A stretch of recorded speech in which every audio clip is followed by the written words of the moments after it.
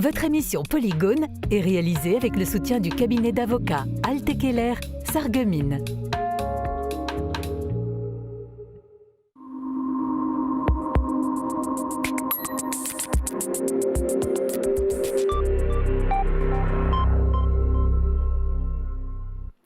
Bonjour à toutes et à tous, bienvenue dans Polygone. Dans cette émission, on va s'intéresser à l'école autrement. Depuis quelques années, on assiste à une émergence de nouveaux systèmes pédagogiques, de nouvelles écoles, des écoles hors contrat qui n'appartiennent pas au circuit de l'éducation nationale. En France, 20 000 enfants sont scolarisés dans ces écoles. Alors pourquoi de plus en plus de parents font ce choix de l'école alternative? Quelles pédagogies y sont enseignées et valent-elles mieux que l'école traditionnelle? On va répondre à ces questions aujourd'hui avec mes invités. Monsieur Richard Lagagné, vous êtes le recteur de l'Académie Nancy-Metz. Bonjour. Bonjour. Mathieu Doroche de Sury, vous êtes professeur de lettres et d'histoire. Bonjour. C'est ça. Alexandre Bonatti, ancienne élève scolarisée à l'école L'Étoile du Matin. Bonjour. Bonjour. Et enfin, Virginie Zimmer, donc vous êtes directrice de l'école Montessori Les Petites Brindilles, basée à Moyeuvre-Grande. Bonjour. Bonjour Margot. Et bienvenue à tous. Merci évidemment d'avoir accepté notre invitation. J'ai une première question parce que d'abord, pour parler de pédagogie, il faut d'abord essayer de définir qu'est-ce qu'une pédagogie, qu'est-ce qu'une bonne pédagogie pour vous? On va faire un petit tour de table. Chacun peut s'exprimer très rapidement. On va rentrer dans le détail tout à l'heure, mais peut-être Monsieur Lagagné. Très volontiers. Peut-être avant de répondre directement à votre question, vous soulignez le nombre d'élèves inscrits dans les écoles dites alternatives, 20 000. C'est le chiffre que vous avez avancé à l'échelle nationale. Pour resituer les choses, à l'échelle de la région Grand Est, l'éducation nationale et également les écoles privées sous contrat accueillent 935 000 élèves. Donc ça montre le poids bien évidemment extrêmement important de notre système éducatif. Ce système éducatif, il est en permanence en adaptation. La notion d'école traditionnelle, pour moi, dans le système éducatif, ne signifie pas grand-chose. En réalité, des innovations et des adaptations, il y en a en permanence, tout simplement parce que notre public d'élèves évolue dans le temps et les appétences aussi évoluent dans le temps. La relation aux parents elle-même évolue parce que la société évolue. Et puis les défis que nous avons à porter, aujourd'hui on parle beaucoup de changement climatique, de transition écologique, de transition numérique. Et donc forcément, ces défis contemporains irriguent complètement notre système éducatif. Et donc forcément, dans l'éducation nationale, eh bien, nous apportons de l'innovation en permanence, nous nous adaptons en permanence. Et c'est la raison d'ailleurs pour laquelle nous avons créé, il y a 20 ans déjà, des structures d'appui à l'innovation. Je pense en particulier à ce que nous appelons les CARDI, qui sont vraiment des structures à la fois d'accompagnement à la recherche et à l'innovation qui permettent d'irriguer et d'impulser de la dynamique innovante au sein du système éducatif. Bien sûr, on va y revenir, je suis désolée de vous couper. On va donner un petit peu la parole bien sûr aux autres invités sur cette question. Donc qu'est-ce qu'une bonne pédagogie pour vous? Alors qui veut se lancer? Vous avez évoqué les écoles alternatives. Je pense que vous évoquez plutôt en fait les écoles hors contrat, parce qu'il faut savoir que du coup, parmi les écoles hors contrat, il y a plusieurs types de pédagogie. Entre l'enseignement catholique traditionnel, par exemple, et des pédagogies dites actives, type Montessori, voilà. Il y a quand même des différences aussi. Voilà. Donc nous, par exemple, vous dites école Montessori, les Petites Brindilles, on est école alternative, les Petites Brindilles, parce qu'en fait, on met en place des pédagogies dites actives, où on place l'élève au centre des apprentissages, où on essaye d'individualiser les apprentissages et de respecter le rythme de chacun en toute bienveillance. Voilà. Donc pour nous, c'est ça la pédagogie qui prime chez nous, en tout cas. On verra que c'est souvent le cas dans ces écoles alternatives, c'est que vraiment le développement de l'enfant est au cœur en fait, du sujet. Monsieur, peut-être que vous voulez vous exprimer sur qu'est-ce qui fait pour vous une bonne pédagogie? Finalement, ce sont exactement les mêmes propos. C'est-à-dire qu'une pédagogie qui est intéressante et qui est riche, c'est une pédagogie qui va placer l'élève au centre de son apprentissage et qui va lui permettre d'acquérir des compétences, de réussir et de s'épanouir. Donc au final, moi, en lycée professionnel, j'observe des élèves qui acquièrent des compétences réussissent progressivement parce qu'on adopte une pédagogie qui est différenciée, ou de groupe, ou collective, mais qui a pour but finalement de les faire réussir in fine. Ouais. Alexandre, tu es assez d'accord avec cette définition-là ? En fait, j'aime bien être entre guillemets d'accord avec l'ensemble. Pour moi, il n'y a pas de entre guillemets de bonne ou de mauvaise pédagogie. Pour moi, la pédagogie, c'est un ensemble. En fait, c'est avant tout s'adapter à comment est-ce que la personne va réagir à cette pédagogie. Et pour moi, la pédagogie, c'est un ensemble de méthodes, un ensemble de clés qui vont fonctionner à terme sur un individu A, un individu B, etc. Il n'y aura pas de manière unique, en fait. Il faut avant tout s'adapter à, entre guillemets, son auditoire, comme par exemple quand on fait un discours, il faut toujours savoir s'adapter. Alors on va voir dans cette émission qu'il y a différents chemins quand même de suivre le chemin de l'école. On va commencer par établir un état des lieux du système actuel. Qu'est-ce qui fonctionne? Qu'est-ce qu'on peut aussi lui reprocher? Alors voilà, c'est la grande question, je vous la pose. Qu'est-ce qu'on peut reprocher? Qu'est-ce qui pose problème pour beaucoup de gens dans le système actuel? Moi, je veux bien apporter quelques éléments de réponse.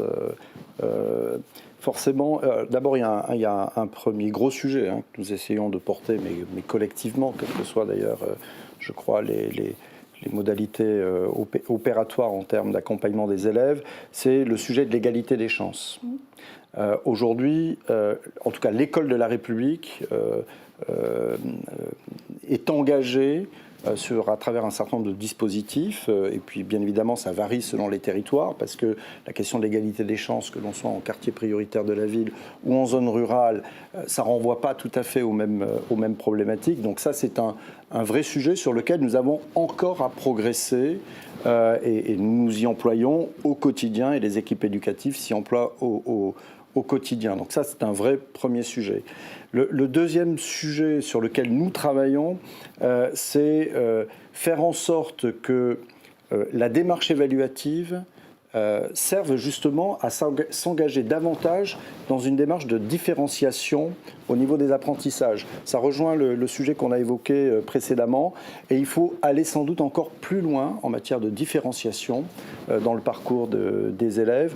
Et les démarches évaluatives que l'on est en train de mettre en place à l'échelle nationale et déclinées dans toutes les écoles du pays servent justement à accompagner ce besoin de différenciation, parce qu'il y a des fragilités pour certains élèves, alors que d'autres sont en capacité de réussir et de progresser plus rapidement. Donc ce travail-là, il est effectivement un travail essentiel pour bien accompagner les élèves dans leur apprentissage et dans leur épanouissement. Et donc, un des enjeux, c'est effectivement aussi de travailler à ce sujet-là. Et finalement, toute la complexité, lorsqu'on a à gérer, le recteur que je suis, un nombre extrêmement important d'écoles et d'établissements, eh bien, c'est d'être à l'écoute des territoires, d'être à l'écoute de toutes les différenciations qu'on peut avoir à l'échelle des territoires, et du coup, d'être en capacité à être à l'écoute des projets qui peuvent émerger des territoires portés par les équipes éducatives et les partenaires de notre système éducatif. C'est la raison pour laquelle on est en train de lancer finalement une nouvelle démarche plus horizontale à travers le dispositif Notre école, faisons-la ensemble. On redonne du pouvoir d'agir au plus près de ceux qui sont dans les écoles, donc aux professeurs, aux équipes éducatives, aux parents, aux collectivités territoriales, au monde associatif qui environne l'école, de manière à avoir des projets adaptés aux besoins des élèves. Et je crois que ça, c'est un sujet essentiel pour l'éducation nationale. Mais est-ce que ce ne serait pas du coup plutôt un problème structurel? Parce que moi je suis en disponibilité donc, de l'éducation nationale, j'ai enseigné dans plusieurs établissements, dans plusieurs endroits différents, avec des publics différents, en collège, en lycée. J'ai notamment été dans un collège avec des dispositifs ULIS, UPE2A, SECPA, donc qui essayent de prendre en compte cette diversité des élèves. Pour autant, ce qui est compliqué, c'est les moyens derrière en fait. Les moyens d'accueillir dans sa classe de déjà 30 élèves de 4e, par exemple, qui ont déjà des profils très différents, des élèves qui parlent mal français, des élèves avec des handicaps. Et en fait, il y a beaucoup de bonne volonté de tous les acteurs de la communauté éducative, mais c'est compliqué quand on a, par exemple, 30 élèves, de pouvoir faire vraiment de la différenciation et d'apporter quelque chose à tous les élèves. Mais diminuer le nombre d'élèves par classe, ça nécessite des moyens, par exemple, ça nécessite des enseignants aussi. On fait face quand même où le aussi... véritable problème du coup? Est-ce que c'est une question de budget ou est-ce que c'est une question de formation? Je vais quand même répondre à la remarque qui est formulée. Oui. L'école de la République accueille tout le monde et ne sélectionne personne. C'est quand même important de le dire. Mais est-ce que c'est pas ça le problème justement? Et l'école de la République est gratuite. Donc effectivement, il y a un effort collectif et national qui est donné à travers l'impôt et la redistribution ensuite en termes de moyens d'accompagnement. Mais c'est quand même important de le dire que l'école de la République est gratuite et accueille tous les profils d'élèves, et y compris effectivement, vous évoquez les Ulysse et les UPE2A, des élèves qui sont en plus grande fragilité que d'autres. Tout comme nous accueillons des élèves en nombre en situation de handicap, et nous faisons tous les efforts qu'il faut. Alors peut-être que des moyens il en manque. Il faut rappeler quand même. Par exemple, sont insuffisantes. Il faut rappeler que depuis 5 ans, des moyens considérables ont été apportés dans le premier degré, de manière à pouvoir faire du dédoublement de classe, de manière à faire en sorte de limiter le nombre d'élèves par classe, de façon à s'assurer qu'il y ait une bonne acquisition des savoirs fondamentaux. C'est primordial, donc il y a forcément un sujet moyen. Mais au-delà du sujet moyen, il y a un enjeu également extrêmement important. D'abord, d'introduire de l'innovation, on va sans doute en reparler, et d'accompagner tous nos personnels, et tout particulièrement nos professeurs, dans le cadre de la formation tout au long de la vie, parce qu'encore une fois, notre système doit s'adapter en permanence au regard de profils d'élèves extrêmement diversifiés. Parce qu'accueillir tout le monde, oui, mais pouvoir les accompagner, c'est mieux. Dans les meilleures conditions qui soient, tout à fait. Alors, ce que je vais vous proposer, on est allé poser la question à quelques passants, voilà, de savoir ce qu'ils pensent du système actuel. Et je vous propose qu'on écoute en fait leurs réponses et puis ensuite qu'on réagisse. Que pensez-vous du système éducatif actuel? Pas grand-chose. Il faudrait que les enfants recommencent à calculer comme nous, on a calculé il y a 50 ans ou 60, 80 ans. J'ai 80 ans, bon, 50 ans. Mais il faudrait qu'on recommence à calculer mentalement comme nous, on a fait de l'école, le calcul mental tous les matins. Mais pas avec le téléphone ou machine à calculer. Il n'est pas au top. Il n'est pas au top. Beaucoup de difficultés au niveau des gamins. Je trouve qu'il n'y a pas assez de suivi pour les personnes en difficulté. Sinon, bon, après niveau maternel, pour l'instant, ça va, donc je ne sais pas. Plus haut, je ne pourrais pas dire encore. Assez satisfaite quand même. C'est pour ça qu'on l'a mis dans le privé. Donc plutôt satisfaite du système actuel classique? Je le trouve un peu mou. C'est pas ce que j'ai appris moi, c'est plus la même époque. Mais je trouve que ça n'avance pas bien, quoi. On s'occupe un peu moins des enfants. C'est pas si un enfant est doué, c'est vrai, on s'occupe de lui, mais je crois qu'on a tendance à ne pas s'occuper vraiment des enfants. Et puis l'éducation française, je dis bien française, ça a beaucoup changé. Alors, bon, il y a beaucoup d'idées qui découlent des réponses qu'on vient d'entendre, difficultés scolaires, baisse de niveau qui a été évoquée aussi. D'ailleurs, j'aimerais revenir là-dessus, sur cette baisse de niveau.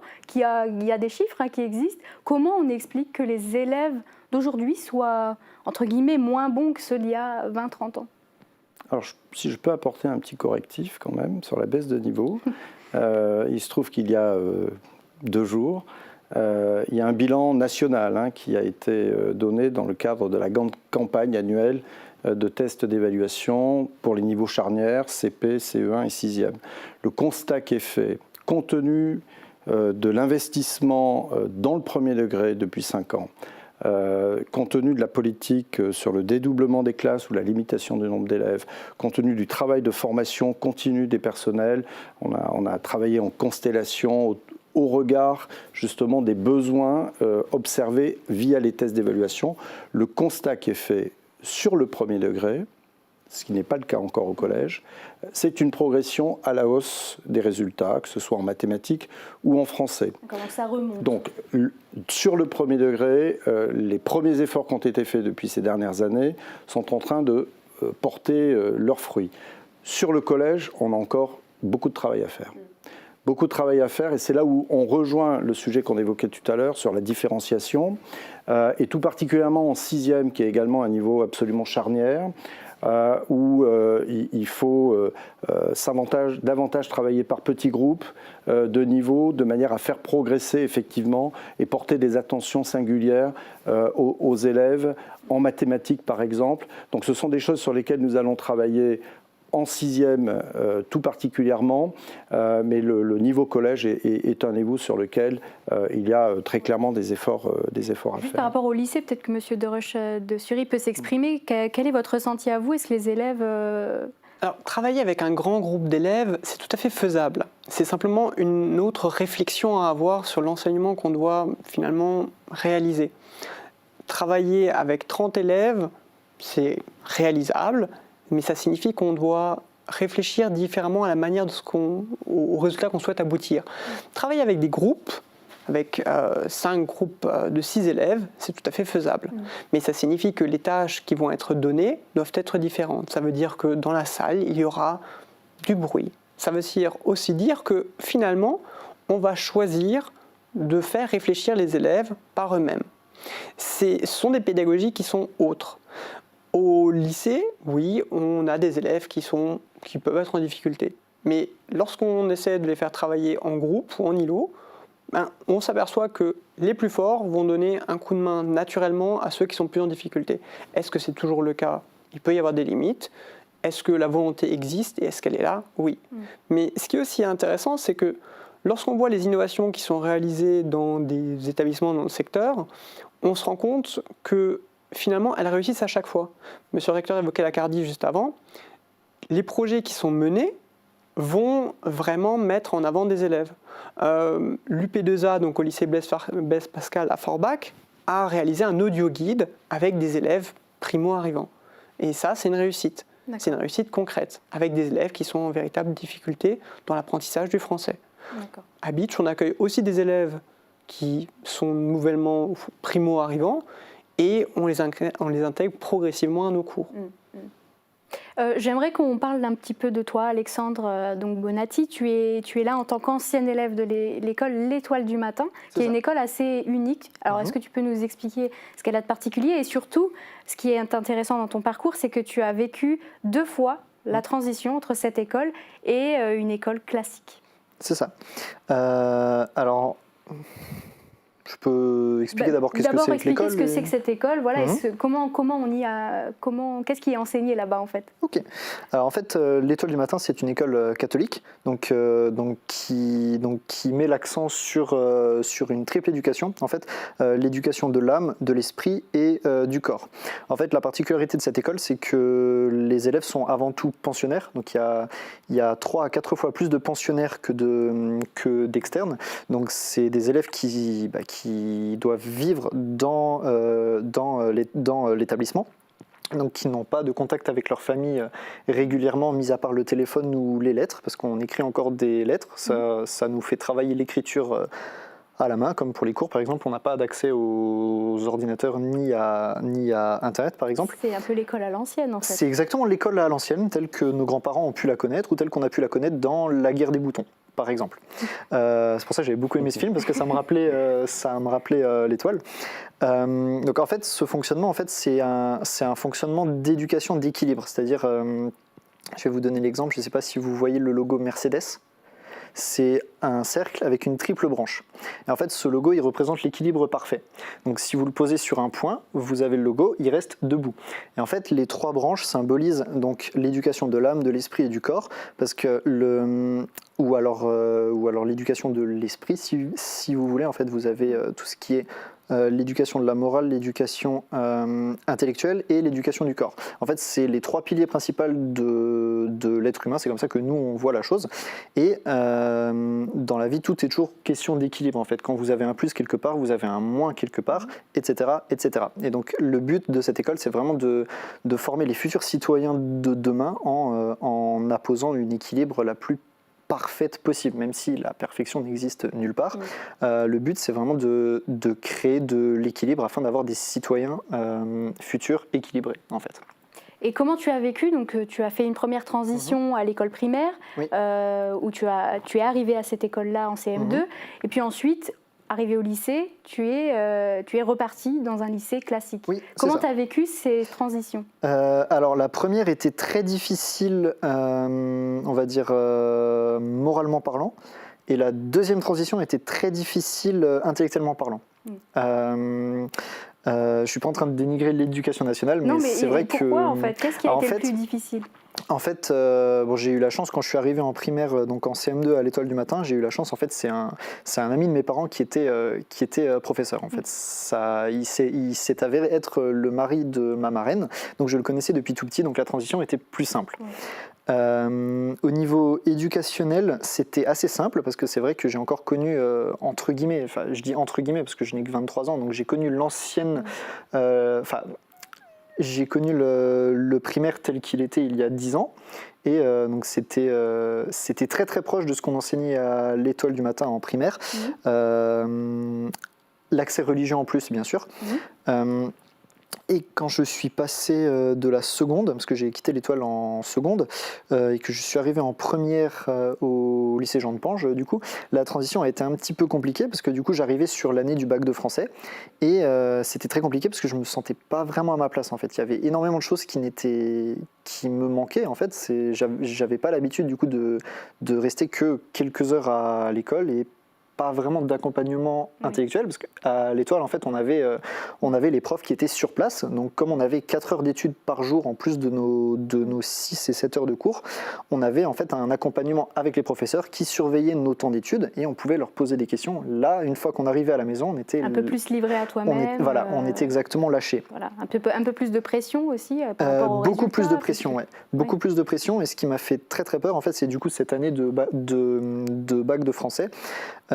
C'est que je ne saurais pas comment l'expliquer, c'était une crainte, parce qu'en fait j'avais l'impression d'être, je ne vais pas dire d'être supérieur parce que ce n'était pas le cas, mais tout ce qu'on nous faisait... à un autre rythme, hein, c'est ça, en fait, tout ce qu'on nous faisait travailler pour le bac de français, je l'avais déjà vu en 4e, donc alors je ne me sentais pas dégradé, mais je me sentais, enfin pas insulté non plus, mais je me sentais à part, en fait, je me sentais un petit peu comme un alien qui n'avait pas sa place ici. Ça, c'est le problème, de passer d'une école à une autre. C'est la chose que je pourrais reprocher à certains enseignements alternatifs, c'est de ne pas préparer la transition à d'éventuels élèves qui seraient obligés de suivre un autre cursus dans un autre établissement. Mais puisqu'à un moment, il y a forcément une transition. Alors, ce qu'il faut justement souligner, c'est que même si on est une école hors contrat, on a quand même été validé par l'éducation nationale, on est inspecté par les services de l'éducation nationale, et on se doit de respecter les programmes d'éducation nationale, c'est-à-dire le socle commun de connaissances et de compétences doit être acquis par les élèves qui passent par nos écoles. C'est obligatoire. C'est obligatoire. Donc, alors ça ne veut pas dire qu'ils vont tous l'acquérir, tout comme dans le public, mais on doit donner aux élèves les moyens d'acquérir ce socle commun pour que lorsque les élèves quittent l'enseignement hors contrat, ils puissent retourner dans le cursus public, en fait, sans difficulté. Alors nous, l'intérêt, c'est que ce socle et tous les programmes d'éducation nationale sont maintenant créés pour le cycle. Donc en fait, c'est un cycle de 3 ans. L'éducation nationale est restée année par année, donc on est obligé de découper ce cycle en 3 à chaque fois, alors que nous, on peut se permettre, en ayant des classes multi-âges, de respecter un peu plus le rythme de l'enfant et de l'accompagner sur les 3 années. Donc ce qui n'est pas vu, par exemple, la première année peut être vu la deuxième et inversement, ce qui n'est pas le cas dans l'éducation nationale. Mais pour autant, à la fin du cycle, nos élèves doivent avoir acquis la même chose qu'à l'éducation nationale et pouvoir réintégrer une école publique si besoin ou envie, en fait. Donc ça, c'est important pour qu'ils aient tous une base commune. On vit quand même en société, même si on propose quelque chose de différent et qu'on a une autre vision de l'éducation et de l'enseignement. Il faut quand même que nos élèves puissent aussi vivre dans la société, être intégrés et qu'ils aient quand même une base commune qui est importante. Alors une base commune, mais qui n'est pas en fait enseignée de la même manière. C'est juste ça. C'est tout à fait ça. Et d'ailleurs, la question du contrôle que vous évoquez est extrêmement importante. Parce qu'on sait très bien, alors il y a plein d'écoles hors contrat qui fonctionnent bien et on le voit à travers les opérations de contrôle, ça fait partie des missions régaliennes qui nous sont confiées.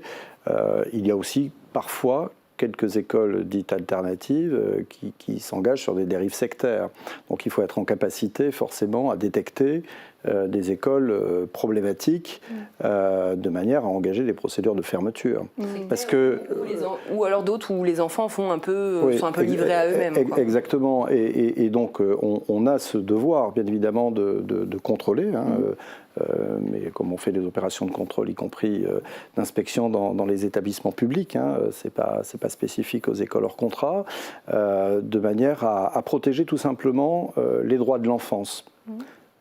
L'enjeu, il est là. Nous, notre mission, c'est de protéger l'enfant, quelles que soient les structures d'accueil, d'où les opérations de contrôle qui viennent d'être évoquées.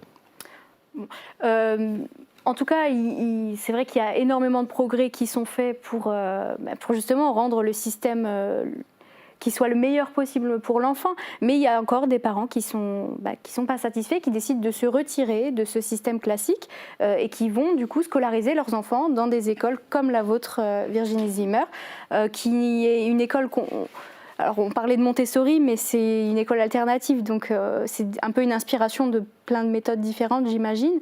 Mais on va parler de votre école, par exemple. Qu'est-ce qu'elle a de différent d'une école classique ? Oui, je peux vous expliquer un petit peu quels sont les profils des parents qui viennent chez nous, par exemple. En fait, Donc nous, on est une jeune école, on a ouvert l'année dernière. C'est notre deuxième rentrée. Et on peut diviser ça un peu en deux profils. On a les parents qui veulent vraiment autre chose pour leurs enfants, qui sont dans une démarche, par exemple, de bienveillance éducative depuis la naissance de leurs enfants et qui souhaitent vraiment que l'école suive le rythme de leur enfant, quel qu'il soit, qu'on puisse développer ses compétences. Voilà. Et on a aussi d'autres parents qui, eux, sont un petit peu désespérés, entre guillemets, de ce qu'on peut leur offrir à l'éducation nationale, parce que ce sont des enfants qui ont des besoins spécifiques, des troubles des apprentissages et qui sont parfois en difficulté. Voilà. Ou des hauts potentiels, par exemple. Alors, aussi. Hauts potentiels, mais ça peut être multidis, troubles de l'attention, des choses comme ça, et qui ne trouvent pas toujours de réponse, malheureusement, malgré la bonne volonté des enseignants. Oui, pour le moment, peut-être pas partout. Voilà, parce que ça peut être difficile, mais c'est difficile pour nous aussi de gérer des enfants comme ça, parce qu'il faut trouver le rythme adéquat. Il y a des enfants qui ont des troubles qui relèvent parfois du handicap, et c'est pas évident, et je parle aussi en tant que membre encore pour l'instant de l'éducation nationale, c'est-à-dire qu'il faut être formé aussi pour s'occuper d'enfants qui ont parfois des troubles d'apprentissage lourds, donc c'est pas évident. Voilà. Donc nous, ce qu'on peut leur apporter en fait, c'est des classes à effectifs réduits. Donc on a une douzaine d'enfants, maximum par classe. Ce sont des classes multi-âges, donc on en parlait tout à l'heure aussi avec les élèves qui peuvent s'entraider. On a des élèves plus âgés qui peuvent aider les plus jeunes. On sait que savoir reformuler, c'est aussi gage d'une bonne acquisition des connaissances. Donc on peut leur offrir un accompagnement plus individualisé. Avec un nombre plus réduit. Donc ça nous permet, nous, de différencier plus aisément que quand on a un grand nombre d'enfants. Alors après, ça ne s'arrête pas à ça, évidemment. Il y a tout ce qui est matériel Montessori. Souvent, on résume la pédagogie Montessori à du matériel, alors que non, en fait, c'est toute une philosophie. Voilà, on place l'élève au centre des apprentissages. Je ne suis pas là à faire cours à mes élèves en frontal, en fait. C'est beaucoup eux qui recherchent. On fait des projets. On en parlait avec mon collègue tout à l'heure. La pédagogie de projet, ça se fait dans d'autres structures aussi. Et ça, ce serait nationale. Bien sûr. J'allais dire, ce serait possible ça. Donc il y a plein de choses qui sont c'est pas que c'est possible, c'est que c'est déjà fait en réalité. Si on reste sur l'école inclusive, vous évoquiez les situations des élèves en situation de handicap. Je tiens juste à rappeler qu'en 5 ans, on a créé 120 000 emplois 120 000 emplois, c'est pas rien, hein, pour accompagner les élèves en situation de handicap. On a créé un certain nombre d'unités spécialisées sur l'autisme, par exemple. J'en ai visité tout récemment dans l'académie, qui sont des unités, alors parfois hors l'école, parfois dans l'école. On travaille étroitement avec les instituts médico-éducatifs, y compris au sein même des unités scolaires, de manière à faciliter les liaisons pour des élèves qui ont de grandes difficultés. Donc ce travail d'adaptation permanente que vous évoquez, on le retrouve, sauf qu'on le gère effectivement en volumétrie importante. Hein. Je rappelle 935 000 élèves à l'échelle de la région Grand Est.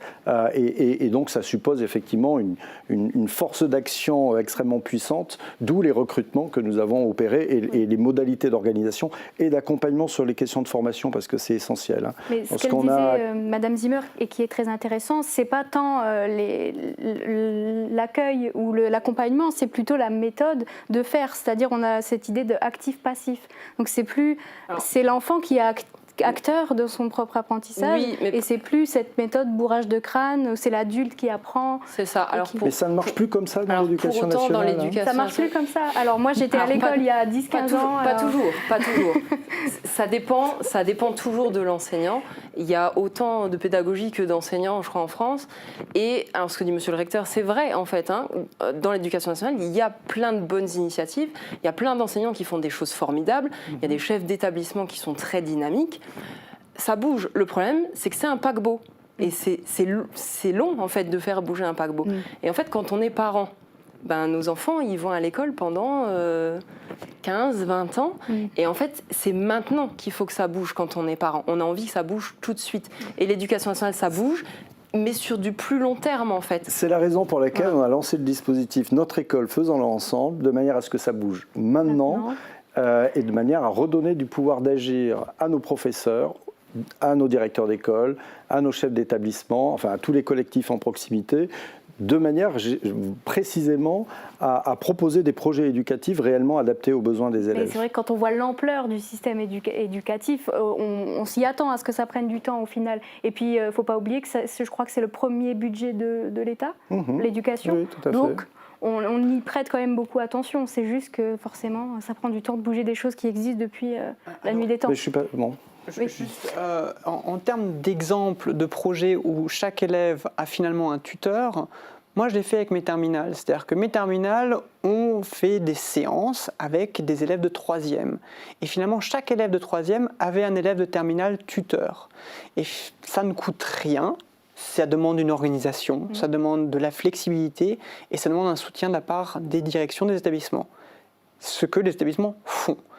On sort d'une période qui a été compliquée avec la pandémie. Certains établissements font et certains collègues font. Ça aussi, c'est vrai. Mais globalement, ça existe.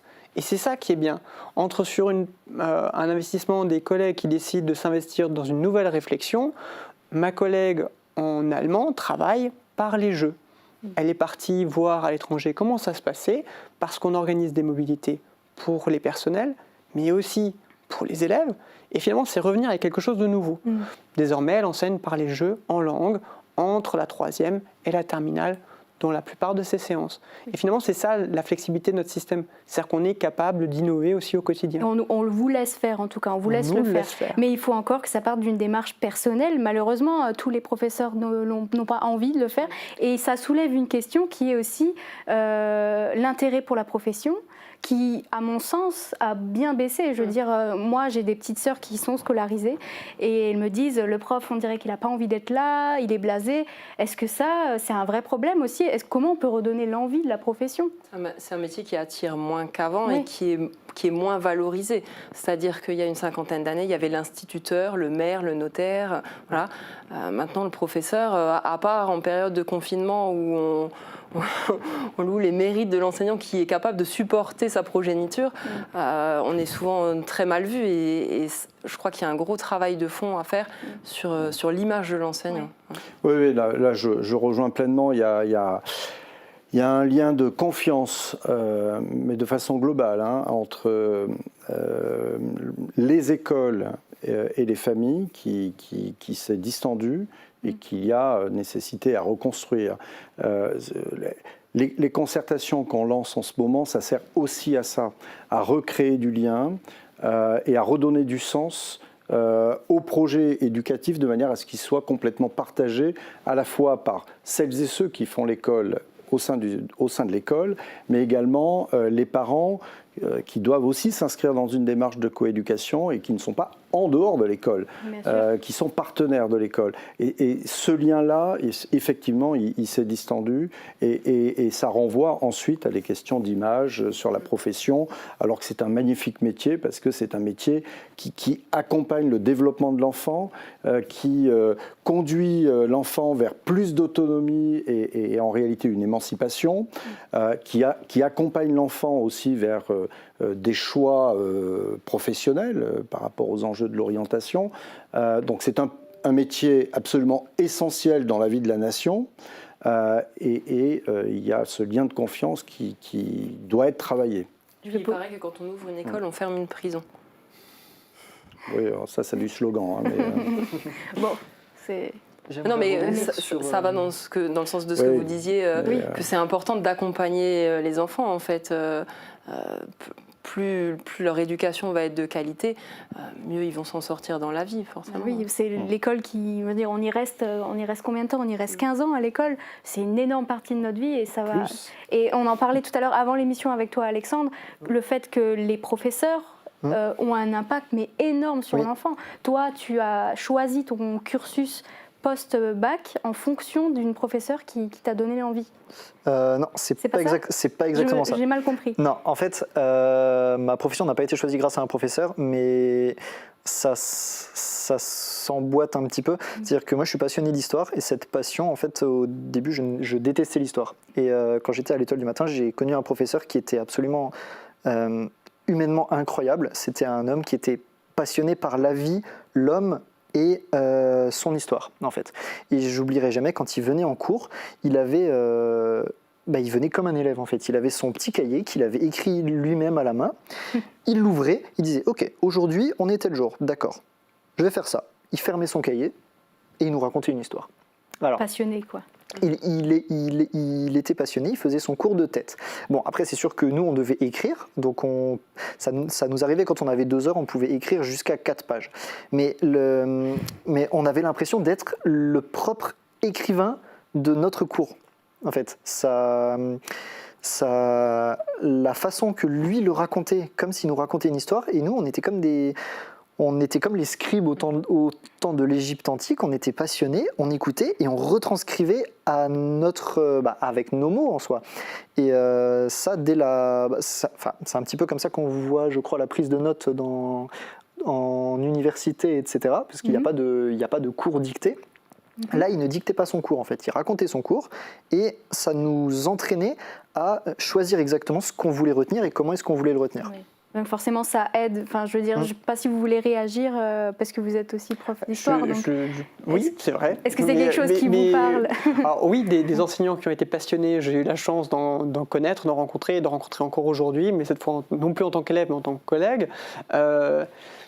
Je suis assez dubitatif sur le fait d'entendre simplement une simple prise de notes longue. Aujourd'hui, moi, ça ne me convient pas. Je n'enseigne pas comme ça. Je considère que découvrir par soi-même, c'est plus valorisant et plus enrichissant. Ça peut être dans ma discipline en histoire et géographie à chercher soi-même une solution ou chercher une solution pour demain. On est sur le secteur, c'est très intéressant parce que entre Beach et le secteur donc, du nord de Haguenau, il y avait une ligne de train qui a fermé.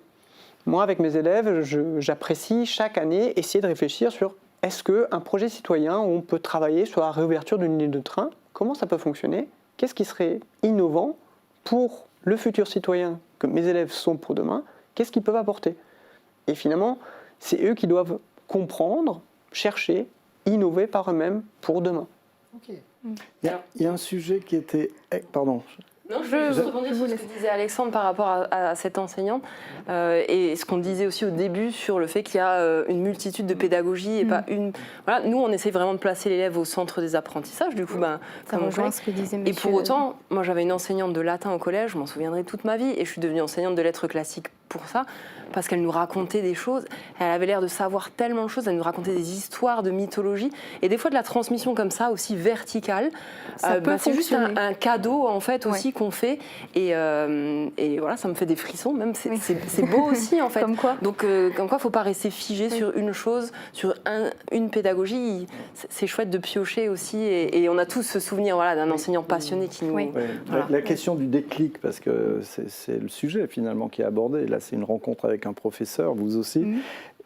C'est aussi parfois la rencontre avec le monde socio-professionnel, un responsable d'entreprise, une femme ingénieure investie dans le champ du numérique, qui travaille aujourd'hui dans une entreprise du numérique. Ce sont ces rencontres-là aussi qu'il faut proposer à nos jeunes pour faire des déclics. Et pour se dire, ah ben oui, c'est peut-être aussi possible pour moi que de m'engager dans telle ou telle voie. On doit travailler sur l'ambition de nos élèves. Alors on s'y emploie dans notre système éducatif. Là, on lance des opérations sur la découverte des métiers en 5e, très très tôt. Alors c'est pas pour les orienter dès la 5e, c'est pour les sensibiliser à des mondes professionnels, pour leur dire, oui, tout ça est possible pour vous. Attiser des curiosités. Il faut attiser des curiosités. Donc ça peut être une professeure de latin, ça peut être un professeur d'histoire, ça peut être un chef d'entreprise X ou Y, un responsable d'association. Et ça, il faut le donner à voir à nos élèves, à nos professeurs aussi, aux familles, et y compris par ce biais-là, casser parfois des stéréotypes sur les métiers, parce que les métiers aujourd'hui ont profondément évolué. On est dans une terre ici de vieilles régions industrielles, mais aujourd'hui travailler dans l'industrie, ça n'a rien à voir avec ce qui se faisait dans l'industrie il y a 40 ou 50 ans en Lorraine. Aujourd'hui, c'est une industrie connectée qui est proposée dans le champ de l'usinage ou dans le champ de la logistique. Donc les métiers sont complètement nouveaux. Il faut pouvoir en tout cas provoquer ces rencontres pour faire rêver nos élèves, susciter des passions ou accompagner des passions. Et ça, c'est notre travail au quotidien. C'est là tout l'objectif de l'école. Et c'est ce qu'on disait tout à l'heure aussi, c'est-à-dire que l'école de Jules Ferry, quand on avait besoin d'ouvriers et de soldats, n'est plus d'actualité aujourd'hui, puisque les métiers sont différents aussi. Et à l'avenir, je ne connais plus le nombre, mais il paraît que dans 20 ans, la plupart des métiers ne sont pas encore créés, n'existent pas encore en fait. Donc, alors, on s'est un petit peu égaré, mais c'était super intéressant et on a bien fait. Mais je vous propose quand même qu'on voit un reportage qu'on est allé réaliser en fait dans une école Montessori. Et je vous propose de voir comment se déroulent en fait tout simplement les journées. Alors, notre journaliste Marie-Morgane Pires s'est rendue à l'école Saint-François d'Assise à Haguenau, où sont accueillis des enfants de 3 à 8 ans. Regardez. Lorsqu'on entre dans cette salle, en apparence, elle ressemble à une classe de maternelle tout à fait habituelle. Du matériel, des jeux, des livres, des accessoires sont disposés aux 4 coins de la pièce, tous accessibles par les enfants. Mais on remarque quelques différences. On voit ces derniers en totale autonomie, chacun affairé à une activité différente. L'un décide de travailler sa géographie, quand sa camarade préfère s'adonner à un exercice d'orthographe. Les éducatrices appliquent ici la méthode de Maria Montessori. C'était une médecin qui a donné son nom à une pédagogie basée notamment sur l'observation des enfants. Et elle a compris que dans une classe, tous les enfants ne sont pas forcément intéressés au même moment par les mêmes activités. Donc on leur propose le libre choix du travail. Ça veut dire que l'enfant choisit librement son activité et peut s'exercer aussi longtemps qu'il le souhaite. Nous, les éducatrices, nous les sollicitons. Quand tu auras fini ton travail, viens, je voudrais te montrer une nouvelle activité. Et en fin de matinée, on termine par un petit regroupement pour chanter, parler d'un thème ou apprendre une poésie.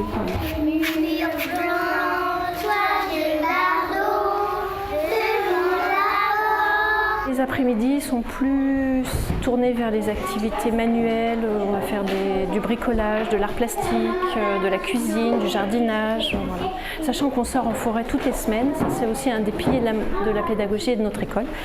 Les enfants ont un fort contact avec la nature qui est essentiel de nos jours. Voilà, ils ont besoin d'être reconnectés parce qu'ils vont apprendre beaucoup de choses aussi dans la forêt. Dans la salle d'à côté, on retrouve une classe d'élémentaire avec des élèves âgés de 6 à 9 ans, soit du CP au CE2.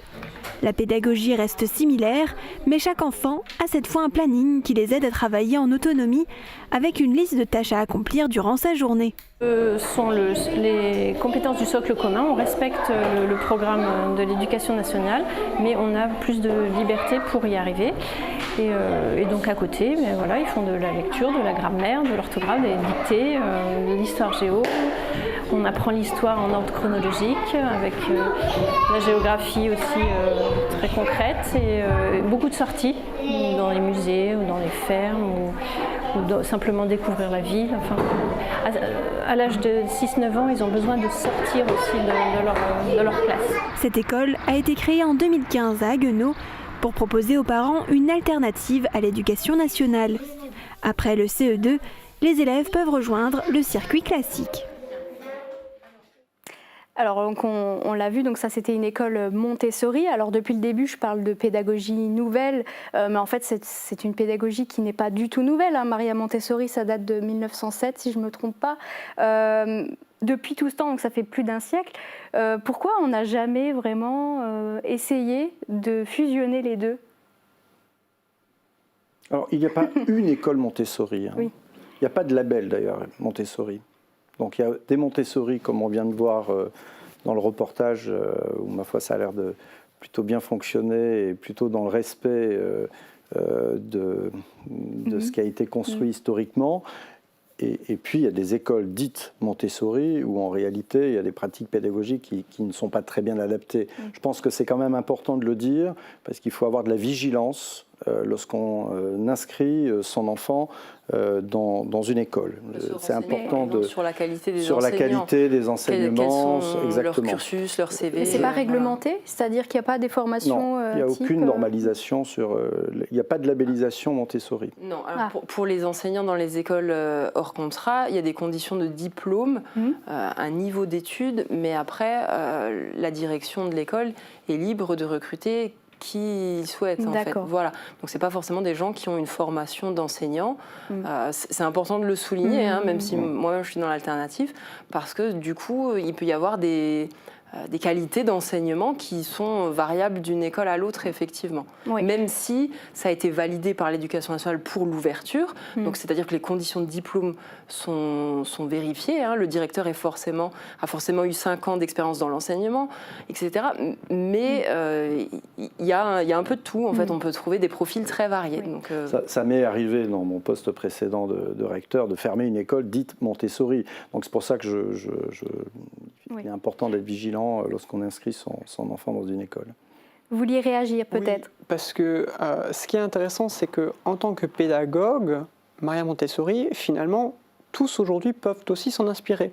Qu'on soit dans une école alternative ou dans l'école publique. Oui, on peut s'inspirer de plein de méthodes différentes, en fait, sans forcément porter un nom. Et c'est comme ça qu'on même dans l'école classique, au final, on peut... Le problème un peu, c'est qu'il y a eu un effet de mode Montessori. Alors, je ne sais pas pourquoi Montessori et pas autre chose, en fait. Et voilà. Et en fait, Steiner, il y en a des milliers. Ça s'est beaucoup résumé au matériel. Et du coup, il y a beaucoup de gens qui ont commencé à acheter du matériel Montessori, alors qu'en fait, c'est toute une philosophie qui sous-tend cet enseignement.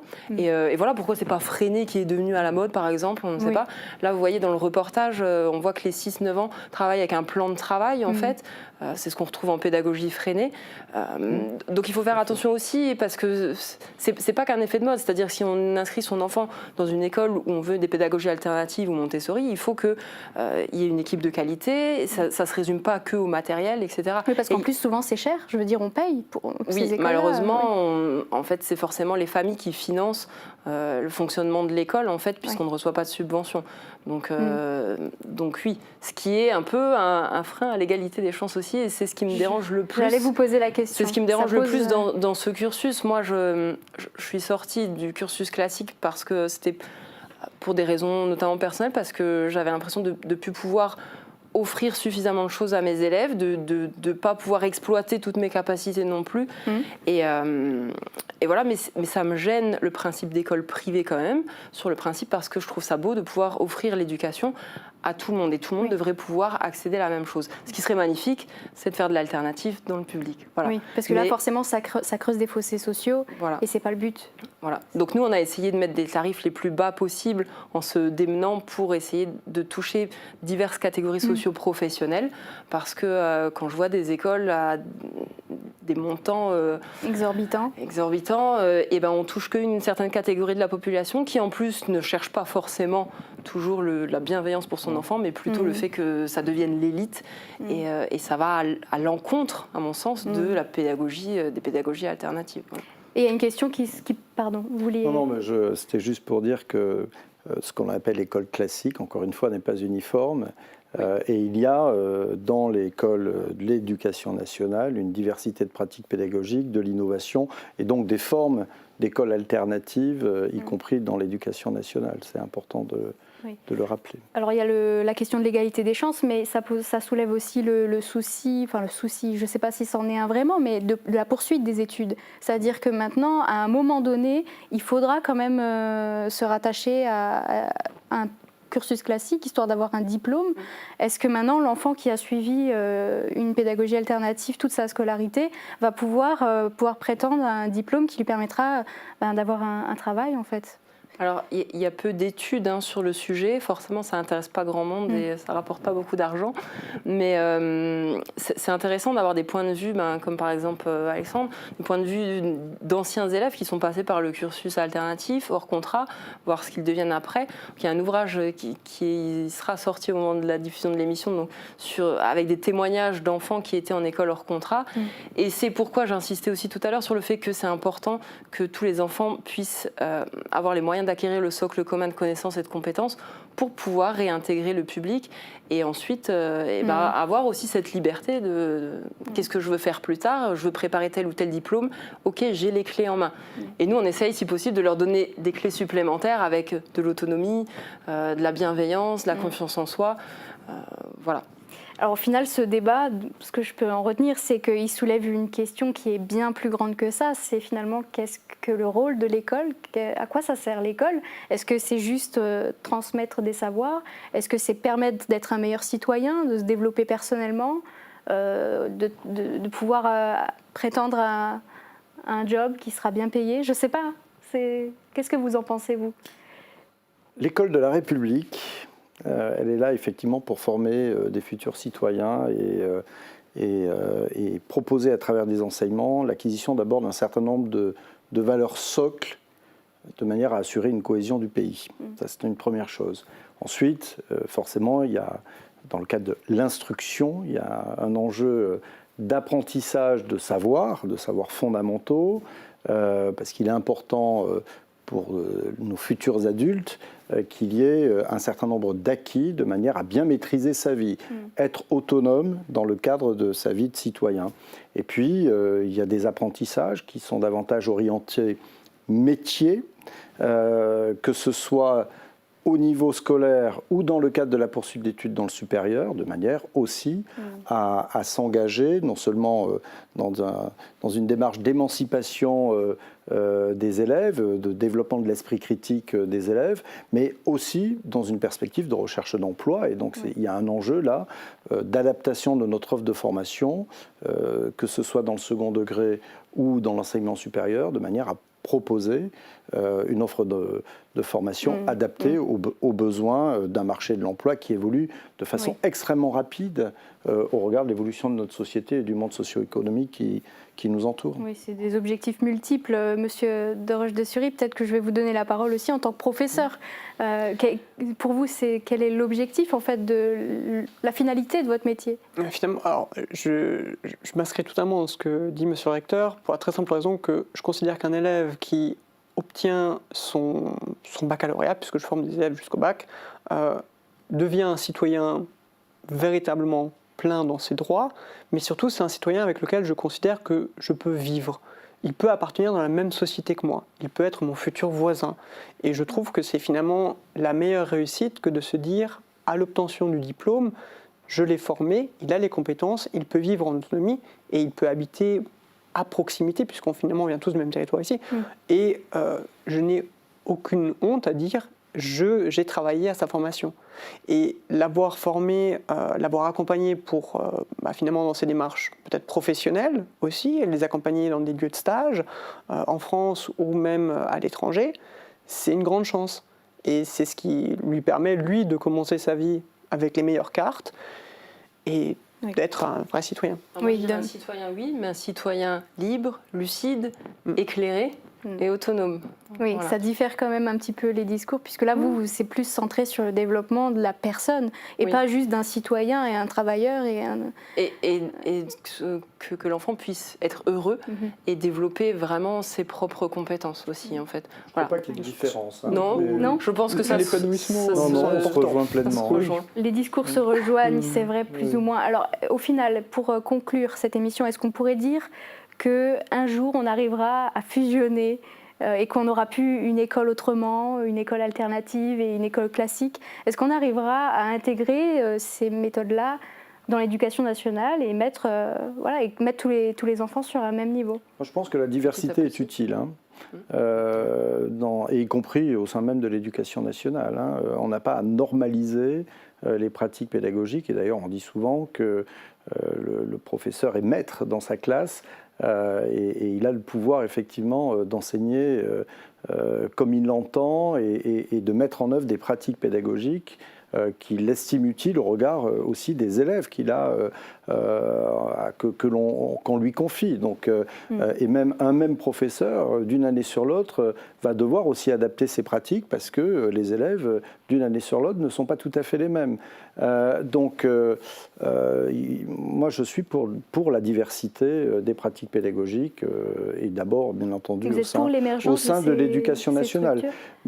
Je suis pour la diversité des pratiques pédagogiques au sein de l'éducation nationale, et y compris en intégrant des innovations qui peuvent historiquement venir effectivement de dispositifs qui ont déjà fait des preuves, mais nous apportons également des innovations que l'on ne retrouve pas forcément dans les écoles dites alternatives. Autrement dit, il y a de l'alternative dans l'éducation nationale sur le développement du numérique, par exemple, où aujourd'hui on propose des choses qu'on ne trouve pas forcément ailleurs.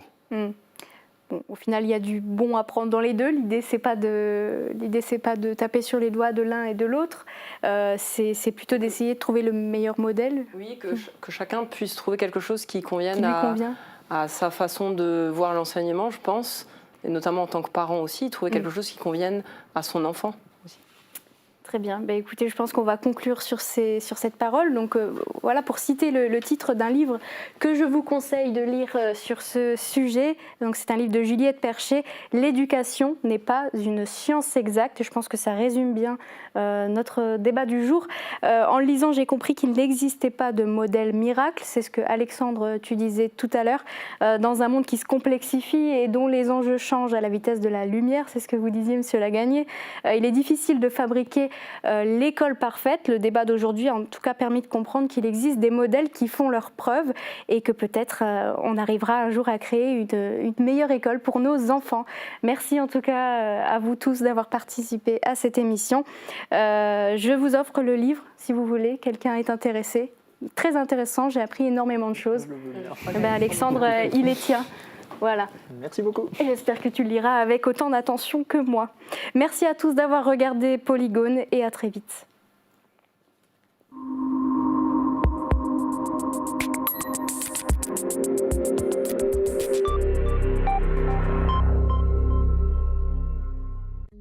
Votre émission Polygone est réalisée avec le soutien du cabinet d'avocats Altekeller Sarreguemines.